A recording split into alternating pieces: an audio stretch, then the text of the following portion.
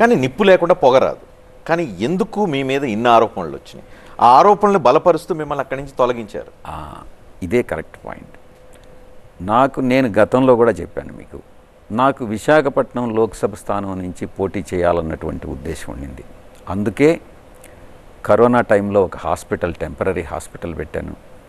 ప్రజలకు సేవ నా మనస్సాక్షి నాకు తెలుసు, చిత్తశుద్ధితో పనిచేశా. విశాఖపట్నంలో గల్లీ గల్లీకి నేను తిరగని వీధి లేదు, నేను తొక్కని గడప లేదు. కరోనా టైంలో కానీ ఆ తర్వాత ప్రతిసారి కూడా యువతకు ప్రోత్సాహం ఇచ్చే విధంగా క్రికెట్ టోర్నమెంట్ నడిపేవాడిని.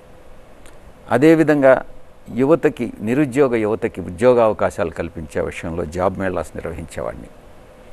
అనేకమైనటువంటి కార్యక్రమాలు, ఎవరూ చేయనటువంటి కార్యక్రమాలను నేను విశాఖపట్నంలో చేశానని చెప్పి ఘంటాపదంగా చెప్పగలను. ఎందుకనంటే అక్కడ నాకు పోటీ చేయాలన్నటువంటి ఉద్దేశం ఉండింది కాబట్టి. కానీ దాన్ని ఆసరాగా తీసుకొని కొంతమంది మా పార్టీలో వాళ్ళు, తెలుగుదేశం పార్టీలో ఉన్న వాళ్ళు కలిపి దుష్ప్రచారం చేసి నన్ను అక్కడి నుంచి తప్పించినటువంటి మాట వాస్తవం. అంతేగాని నేను మళ్ళీ కూడా చెప్తా ఉన్నా, నేను నా స్వంతంగా నా స్వార్థం కోసం నేను ఏదో సంపాదించుకున్నాను అన్నటువంటి మాట అవాస్తవం. దేవుడు సాక్షిగా చెప్తా ఉన్నా. మీ పార్టీలో మీ ప్రత్యర్థులు ఎవరు? ఇలా మిమ్మల్ని తొలగించడానికి ఎవరు కుట్ర పన్నారు? అది మా అధ్యక్షుల వారికి తెలుసు, నాకు తెలుసు. బయటికి చెప్పరా?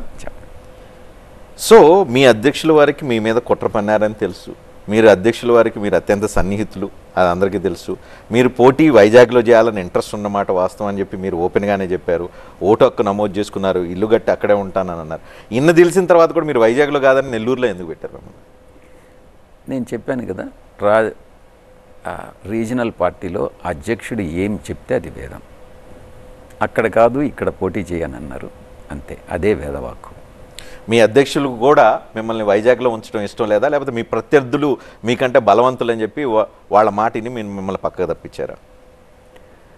ఇప్పుడు కొన్ని పరిస్థితుల్లో కొన్ని నిర్ణయాలు తీసుకోవాల్సి వస్తుంది. పార్టీ అధ్యక్షుల వారు ఆయన తీసుకున్న నిర్ణయాలు ఎందుకు అన్నటువంటిది ప్రశ్నించే అధికారం ఎవరికీ లేదు. ఆయన నిర్ణయం తీసుకున్నారు, ఆయన నిర్ణయం శిరోధార్యంగా మనం భావించాలి.